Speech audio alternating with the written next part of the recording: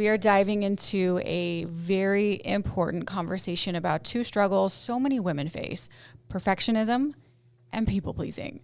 These patterns can impact our mental health, our relationships, careers, and our overall well-being, often leaving women feeling exhausted, overwhelmed, and never quite feeling good enough.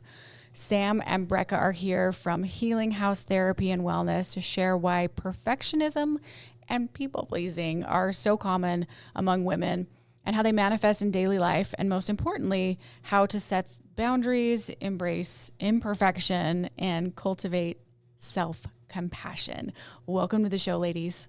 Thank you. We're happy to be here. Thank you for talking about this. This is so relatable, I feel like, for many of us out there. Okay, so from your experience at Healing House Therapy and Wellness, how does perfectionism and people-pleasing commonly show up in the lives of specifically the women that you work with? So Sam and I, we work with this a lot. I think this is probably up there with one of the most common things that we work with at our practice. I think from what I see, people pleasing and perfectionism, it shows up a lot as with a smile on your face, with resentment and exhaustion, and smiling through it. I think that there's a lot of people just kind of women burned out from expectations, standards, in all sorts of areas: your career, your parenting, your relationship, your home, right? Your social media, and even your appearance. And that's really draining. And I think that with perfectionism and people pleasing, there's this difficulty to say no and putting other people's feelings before our own. And if we're constantly filling other people's cups up, ours is going to be drained, right? And that's what's going to lead to that resentment. That's what's going to lead to that burnout. And it's also going to lead to feeling like things are never enough, right? Even when we are performing at max or doing max effort, like it's never going to feel like we're doing enough. Like there's always going to feel like we can do more. And even just like saying that, like it's just like, that sounds so like exhausting. It does. I feel so many people can relate to that. It's never enough. It's never, ever enough. Yeah. Okay, what are some misconceptions people have about perfectionism and people-pleasing? I think we're speaking to that now, like this never enough idea. So I think the biggest misconception is that perfectionism is simply striving for excellence or having really high standards. It's just being really good, right, at things. And in reality, it runs so much deeper than that. It's this crushing feeling that your worth as a person is tied to your achievements. Ooh. Yeah. It's looking at nearly perfect performance and only seeing the flaws, then internalizing those flaws as evidence of your inadequacy. It's exhausting, and it steals from the accomplishments that should be celebrated. Perfectionists often feel like a failure if they don't meet their impossibly high standards, and they're always feeling unsatisfied. One misconception about people-pleasing is that those people are just being kind or considerate, when true people-pleasing involves sacrificing your own needs and values to maintain others' approvals, often at significant personal cost. So true people-pleasing isn't about generosity. It's often fueled by fear. It's saying yes when every single part of you is screaming no. It's often like abandoning your own needs, values, not having boundaries in place because of the thought of disapproval that feels genuinely threatening to people that struggle with people-pleasing. What's particularly painful is how often we celebrate these traits in our culture, right? Like we're always praising the employee who works themselves. Gosh, it's so true. To the bone, right? To the, the friend that's always there to ask for help, that never says no, that always shows up in your corner. Like we celebrate these people. Yeah. Research consistently shows that these patterns impact our overall well-being and performance over time. So even though they're celebrated, like Brecka said, it's just going to lead to burnout, exhaustion, and probably eventually resentment. Sure. I mean, that's exactly what it would lead to. That makes sense. We talked about the patterns. How do they develop? Is it rooted in like childhood, societal expectations, or both? So kind of breaking that down, I'm going to start with childhood, because one of my favorite things to do with therapy is to dig deep, right? I think we can work on coping skills and work on the symptoms that we're experiencing, but it's so important to understand why. Why are we the way that we are? Why are we doing things the way that we are? So that's where like real change can come from. The roots. Right.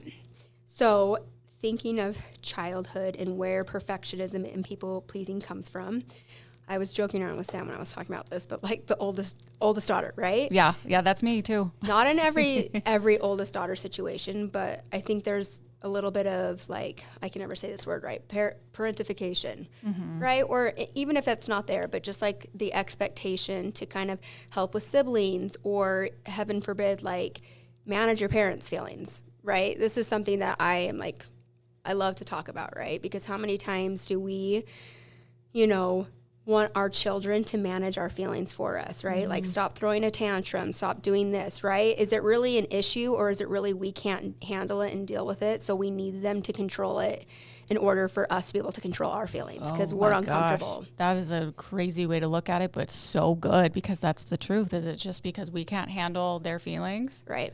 Oh. I mean, as a mom, that's like literally always in the front of my head. Same. Like, why am I saying no, right? Is it for me, or is it because there needs to be a no or a boundary, right? And I think with that, we kind of learn to adhere to other people's feelings, right? Like, I can't do this because mom will get mad. I can't do this because dad will freak out, right? And so from this young age, we're learning to adhere, like to silence ourselves to make other people comfortable, right? And to make them happy. Yeah. Which is really unfortunate. And I think there's also with childhood, right? Like, how often do we focus on performance, right? Like, you did so well in school versus, I don't know, something else that isn't like performance related. Again, so it ties into, we're getting love and validation based on how I'm acting, how I'm performing, how good of a sister or brother I am, how good of a student I am, how good of a daughter I am. And so those things we don't just grow out of them, right? We grow into them, unfortunately. Yeah. And I think that kind of sets up that stage for those wanting to be perfect and wanting to please everybody else. And then I think like what Sam said, like kind of the society, I think there is this big pressure on women to kind of do it all. As I was thinking about this, I thought of this song, and I'm missing it, but it's like and I'm too messy. I know you're talking, yeah. And I won't say the rest. There's a few swear words in there. I'll blurb that out. Yeah. Right? But it's just kind of like, no matter what we do, it's never enough, right? And so not only is that starting in our childhood, but it's carried on through our adult life of like, we can never just be and just be enough. And so, I mean, we want to feel validated, right? And that sucks that is society's way of validating us. And so we're seeking that validation, we're seeking that approval. And in so doing, we're running ourselves into the ground. True. Very true. So good. Okay. If we are running ourselves into the ground, what are some of the consequences of constantly striving for perfection and putting others' needs before your own? What's going to happen?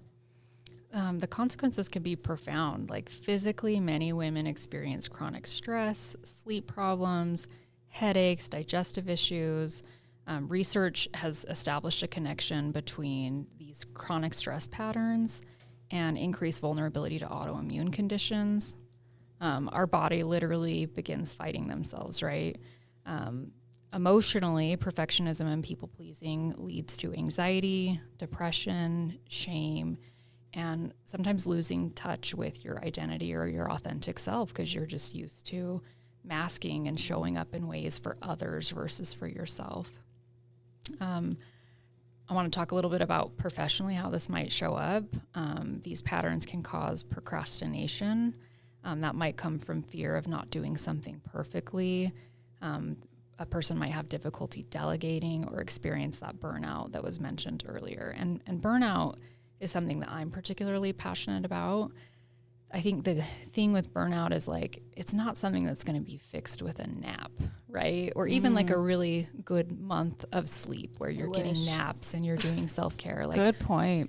Research is showing like burnout can impact a person for years after, being in the recovery process, trying to recover mentally, emotionally, and physically, trying to heal your nervous system. So there really can be this big ripple effect on our mental, emotional, and physical health, as well as like the relationships in our life, right? It's like just this ripple effect that can impact multiple areas of our lives. Yeah, it can literally affect you think about mental health, of course, but then also our physical health turning into disease, possibly. Exactly. Well, you hear that like all over, like, again, TikTok and stuff, right? But like women with gut issues, right? Or autoimmune disorders. And I feel like that's such like a big topic right now of all these women with all these like physical symptoms. And of course, they're rooted in other things as well. It's not to say this is all it, but like research literally shows that it is because of these things like that are putting chronic stress on us and these expectations that are like can make us susceptible to them. Yeah. What about in our relationships? How is it going to affect like our family, romantic relationships, or maybe friendships? So thinking of like romantic or like you said, friendships, I think it creates a huge imbalance, right? How many times have we like said, oh, whatever you want is fine, right? When it's really not. And we're just kind of like pushing down what we want, what we need, and masking ourselves, right? To make the other person feel happy and comfortable, right? I think that happens a lot, and that creates like this huge imbalance. But it's tricky, right? Because we're told to be selfless, right? We're told and praised for putting other people first. But then what's like the consequence of that, right? And like I said, it creates a total imbalance, and I think it builds to like a lot of resentment. And how can we be fully happy? How can we be fully ourselves and love ourselves if we never feel comfortable showing up truly as ourselves?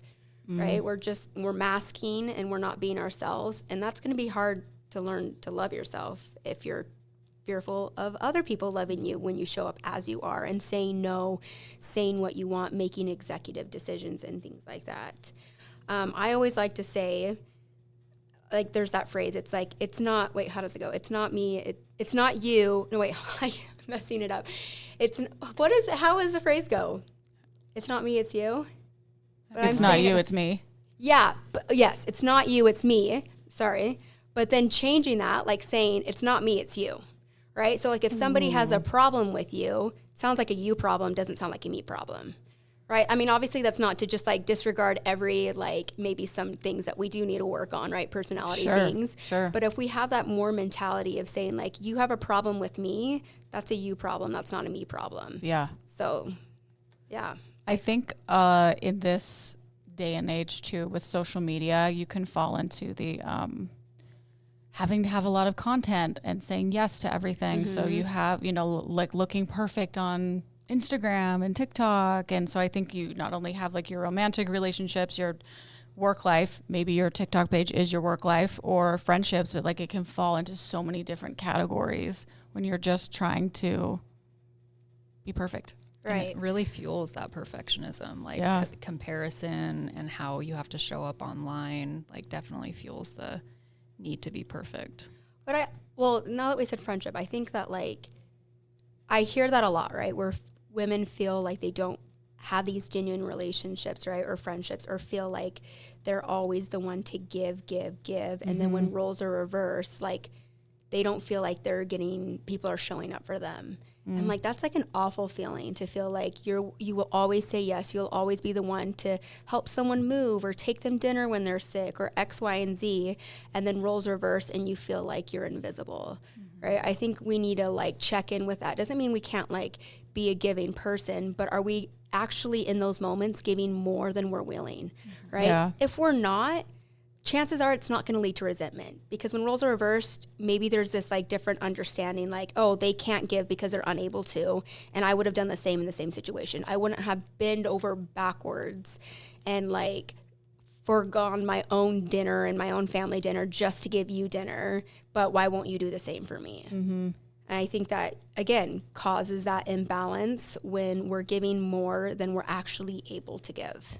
Yeah, and then you feel that resentment. Yeah. One thing I want to add here is for our fellow people pleasers and perfectionists out there, I think that this conversation can feel scary. When I first get a client in my office who like self-identifies, like I'm a people pleaser, right, or perfectionist, one thing I like to go over with them is like, okay, well, I'm not here to change you, right? Like what I'm trying to do is we want to bring more balance to those qualities that you have. There's a lot of good qualities that come with being a people pleaser. Like those people are kind, they're caring, they're empathetic, right? It's just that those qualities are so out of balance that they're lost, right? I like that because change can sound scary. So if you're thinking like, oh, yeah. I'm going in and someone's going to try to completely change me. It feels scary. Yeah. Even positive change like disrupts the system. It feels scary. It feels uncomfortable. And so, yeah, it's just important to know, like, we're trying to bring balance to some of these qualities. Like you can be a high achiever, right? With perfectionism, you can be a high achiever, but how do we help you be driven and be a high achiever while also being able to be compassionate with yourself, right? And looking out for yourself. And looking out for yourself. Yeah. Yeah, that's a really good point. And I think we as women fall into that pretty easily, and we struggle with like setting those boundaries. Why is it so difficult for us? It's so hard sometimes to set boundaries, and how can we start building that skill? So I think acknowledging why it's hard. I think that we've been trained to believe that saying no is selfish or mean. Ah. I mean, if you think about it, like think about like sharing your toys. Like we teach our kids to share our toys, not saying it's right or wrong, right? Not taking a stance on that right now. But it starts very young. Right, but you're saying like if you say no to somebody else, even if it's something you want, that's mean. Like let's be nice to our friends. Right? And so I think there's this deep fear that setting boundaries is going to lead to rejection. Right? And how many women, you know, who struggle with perfectionism or people pleasing, how much of it is rooted in fear of abandonment or fear of rejection? Yeah. Right. And so I think that when we acknowledge that, like it's helpful to understand, like it can be scary, right? I think that boundaries can sometimes feel like a threat to your very identity. And so I think I'll always say start small, right? We don't have to like all of a sudden be perfect at not being perfect. Right? Because that's a good way to look at it. Yeah. Because I think that like I catch that sometimes, you know, when I'm working with clients in perfectionism and you give them a skill, right? They want to perfect it. They want to be perfect at not being perfect. Yeah. And so sometimes it's like, you know, bringing in uncomfortable things where they're not going to do well at that. And it's not being perfect at not being perfect. It's learning to be like uncomfortable. And there's really, I don't think there's a way you can perfect not being comfortable, right? Because it's messy. It's going to be different per situation. That's why it's called uncomfortable. Right. And so I think kind of like being uncomfortable, and I think starting small. Again, practicing like phrases, right? And I will have like set homework for a client saying, let's just pick one thing this week and like let's come up with a phrase, right? I'm not available then. Simple, right? Feels nice to just be like, I'm not available. Right. And but it can put you again into fight or flight, and it's really scary. And then maybe come back and we're going to set a little bit extra to that, right? And so sometimes we're going to say, I'm not available then because my mom's in the hospital and I have to do X, Y, and Z. So we're, you know, saying all the reasons why we can't to justify why we're saying. We feel like we have to explain sometimes, right? Like this, and this is why. Right. And this is actually a skill I learned from one of my friends. And just by watching her, whenever we'd have like a group text and someone would send out an invite, everybody would kind of be texting and saying, I can't because X, Y, and Z. And she would literally just say, that doesn't work for me. And I'm like, wow, that was bold. And then, but she's like the nicest, sweetest person. So I would never look at her and be like, oh, wow, that was kind of rude for her to say. It just was so like, yeah, like, okay, cool. Like, I won't, yeah. I'm not going to even try to push it because you just kind of laid that like line in the sand. And so I think kind of just starting small and building on it and coming up with like little situations where you can practice it, where it doesn't feel so threatening, and then build a little bit more on that. That's good. Start small. Okay. What are some practical strategies of overcoming the fear of disappointing others if we're worried about constantly letting people down? The fear of disappointing others it often feels overwhelming because we've spent so long avoiding that discomfort, right? Like Brecka mentioned, this stems from childhood typically. It's a long time. Ironically, we're usually already uncomfortable, but just in a different ways. You know, when we constantly prioritize other people's feelings and needs over our own, that's causing a different kind of discomfort. Yeah. So start by acknowledging that discomfort's normal. It's a healthy emotion that people experience and process regularly. Your job is not to prevent others from ever feeling disappointed. Oh, can we say that again? I know. I'm going to say it again. Say it with me. Your job isn't to prevent others from ever feeling disappointed. That's an impossible standard that no human relationship can sustain. Yeah. One practical strategy is what we call try the future self perspective. So that's imagining yourself like 5 years from now, looking back at a certain situation. Would your future self want you to honor your boundaries and needs, or continue sacrificing them to temporarily prevent someone's disappointment, right? Ooh. This wider lens, this step back, often clarifies which discomfort is worth enduring. We can also develop a discomfort scale. So like thinking like scale of 1 to 10, what's a number I can assign, right? Like how can we distinguish between like a minor social awkwardness of saying no on a friend group text and truly like feeling like difficult, maybe an 8's like a more confrontational type situation, right? And then practice small and build up your tolerance to handling that discomfort over time. Practicing disappointing others in low risk scenarios. So saying no to small requests, expressing different opinions. Notice how this impacts the relationships around you and who are your safe people that you can practice this with.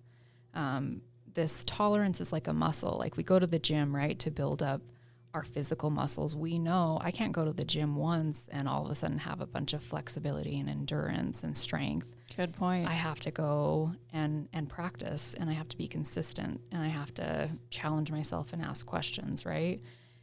That's you want to apply that to the same thing when you're talking mental health concepts like setting boundaries or overcoming people-pleasing tendencies. We need to work that brain muscle, your mental muscle. An acronym I like to go to is FEAR, right? So we're talking fear of disappointing others. So fear can stand for face everything and rise. So I like to kind of instill that with my clients to use as more of like a mantra or an affirmation, right? Like I can face this. I'm safe to face this. I can handle this discomfort.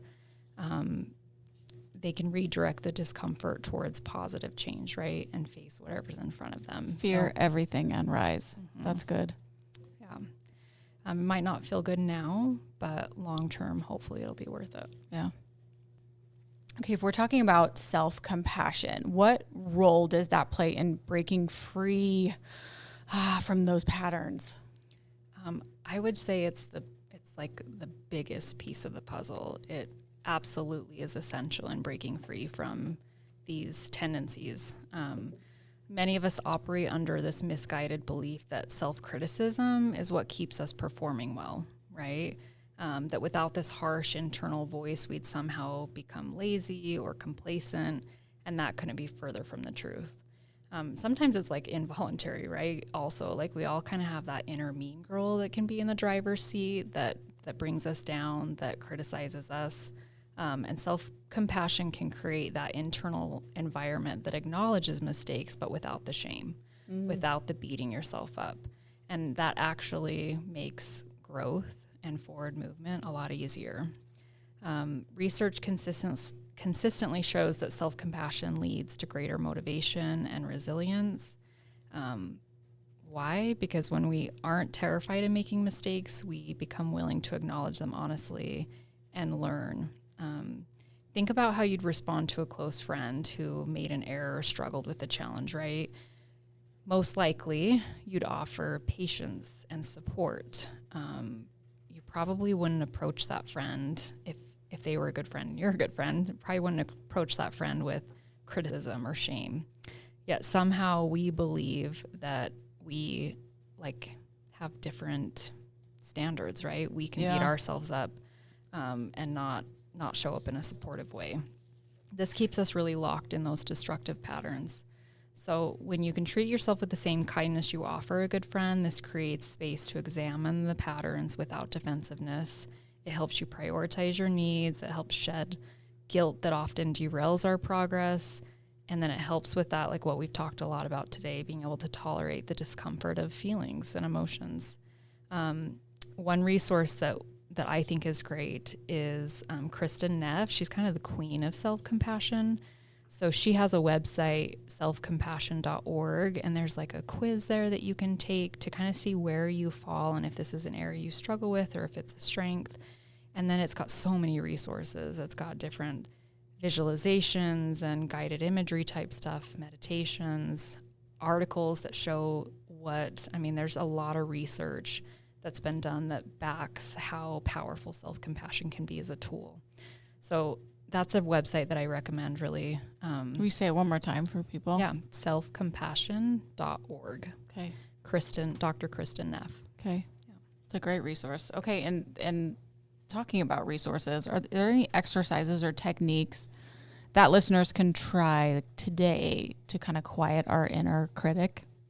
Yeah, so we have like an exercise called name, note, and redirect. So just 3 steps.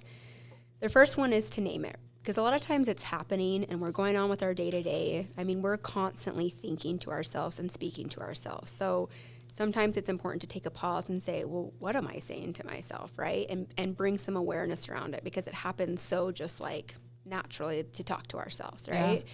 So the first is to name it and just say, okay, that's my perfectionistic voice speaking. And then when you catch those harsh thoughts creeping in, just give them a name, helps you realize that, like, okay, maybe that's not true. That's just like that critic voice, like the mean girl in the driver's seat. So yeah, noticing it, naming it, and then second step is to note the function. So ask, what is this voice trying to do for me? So often it's trying to protect us, right? It's trying to protect us from judgment or failure. And so we can acknowledge that intention and say, I see you're trying to help me avoid disapproval. We're not criticizing our criticism, right? Yeah. We're saying, okay, like you have a job here, right? Your job is to try and protect me. Yep. But then we can redirect with compassion. Like, thank you for trying to protect me, but I'm going to try a different approach. And then speak to it, as Sam said, like to your friend. I think that's like an easy way to practice and redirect how we talk to ourselves, is how we would talk to a close friend. Like, it's okay to be a beginner at this, or it's normal to make mistakes, something that we would probably say to a friend. So name it, note the function, and redirect. That's good. A lot of the time we're so much nicer to our friends than ourselves. Yes. Those are good reminders, good tips. How can therapy or professional support help women navigate these struggles? If you're listening right now and you're thinking, this is me, how can therapy help me?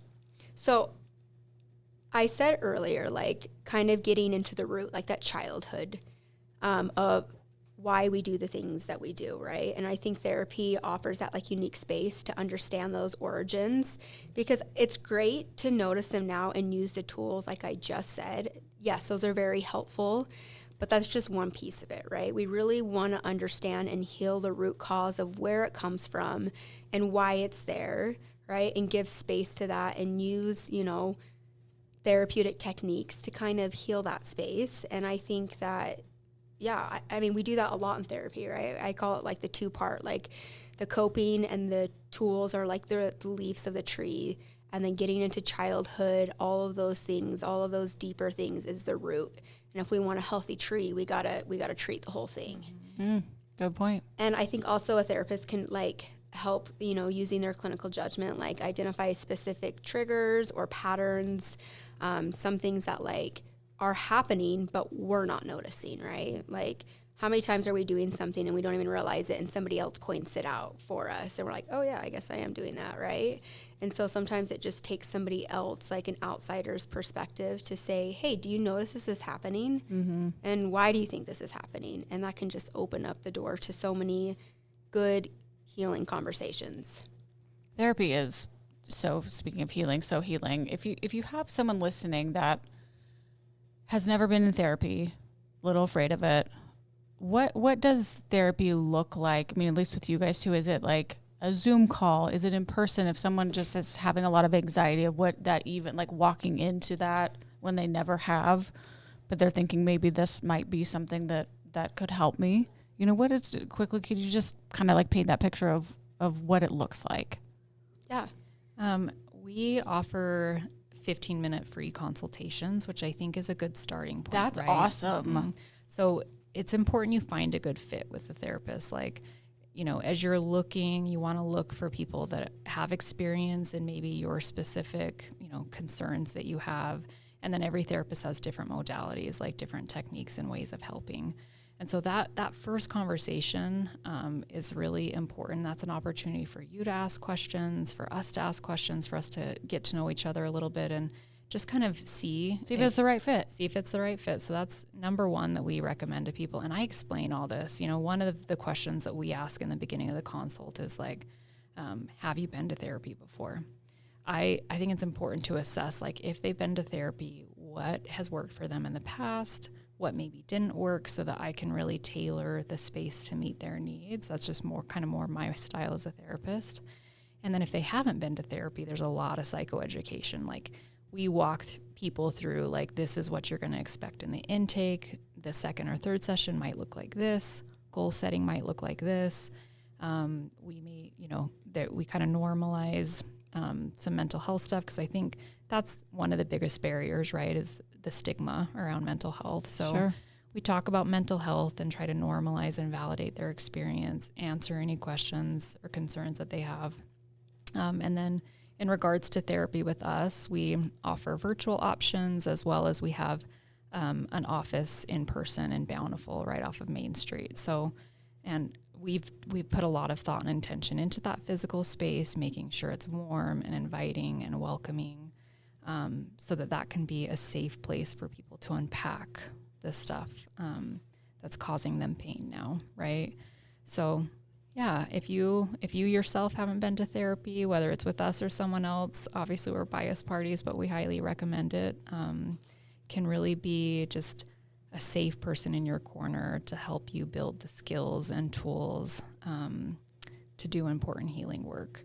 And one of the things we talked about today is perfectionism and people pleasing, right? And when we say, when we go with what maybe in a relationship, like if we're always doing what the other person wants to do, when people get to our office, oftentimes the work that we're doing with them is identity work. It's like, at the end of the day, you know, that woman in front of me, maybe she said yes so many times, she doesn't even know what her favorite color is or what her favorite food is. And so often it's like, how do we, again, bring balance to that trait? How do we bring balance to that quality and help this person get to know themselves and start to do things that, you know, spark joy for them? And love themselves. And know love themselves them. and love themselves. That feels nice. Love themselves. That Just sounds- a warm hug. We Yeah. start, for some people, love yourself, self-compassion. That feels scary and intimidating and activating, right? And so we'll start with, like, how can we, like, the neutral approach, right? And then how can we move into liking yourself? Mm-hmm. And then we build into how can we really love and celebrate who you if are. that's a little like startling at first, Yes. build into it. Yeah. That's so good. Thank you for explaining that, because I think some people might, you know, if they haven't tried therapy yet, might be like they need the details of, like, what does this look like? What am I going to be saying? What, you know, is it in person? Is it? So thank you for breaking that down, and to know that if you are feeling these things that we talked about today, you're not alone. No, not alone. Not alone. For sure. It's very, very common, and these awesome ladies can help you. Okay. And speaking of that, where can our listeners learn more about Healing House Therapy and Wellness and the work that you do? Yeah. So overall, like, we offer individual and couples therapy. We also do a lot of women's workshops. That's really fun for us. We've done some self-love events and actually some focused on self-compassion. So keep an eye out for those. We usually will announce that on our Instagram, which is Healing House Therapy, or through our newsletter. You can sign up on our website, which is www.healinghousetherapyandwellness.com. We don't just send out, like, announcements of our events and things. Like, we send out a lot of free psychoeducation. So if you're interested in just, like, learning more about mental health, definitely sign up for the newsletter there and follow us on Instagram. Our phone number, if you're interested in scheduling a free consult, is 801-477-0127. We'd love to connect, so please reach out. Also, if you're interested in this, love them or have never been to one, we also do sound baths. Oh, I love a sound bath. They're awesome. Yeah. Yeah, we You do it all. That's amazing. Yeah. We've really tried to try to expand what mental health looks like and make it more accessible for people. So with the sound baths, we do sound baths at our Bountiful office, but we also have the option of doing like private ones. If you want like a creative girls' night idea, reach out. Love it. Yeah. Thank you for this conversation today. I know that you have helped so many. We appreciate it so much. Thank you. Thanks Thank for you. having us. Thank you for chatting with me. And thank you for listening to another episode of Fresh Off the Set. Please rate, review, and subscribe, and we will see you next week.